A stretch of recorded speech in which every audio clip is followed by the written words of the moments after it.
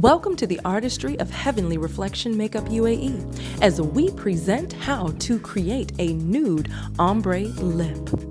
Ombre 101 starts with the darkest color on the outside and the lightest color on the inside. So you can see I'm taking my darkest lip liner and I'm just lining the outer lines of my lips.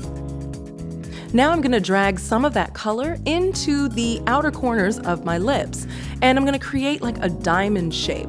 So that way it leaves the middle empty and ready for that lighter color. A little trick of mine is to use concealer for that lighter color. Yes, concealer, but this requires you to do some blending between the pencil as well as the concealer. And you can always use your pencil to fill in the gaps. Make sure that you add a little bit of lip gloss to give it a little pop, fill in the gaps, and there you have it, your nude ombre lip.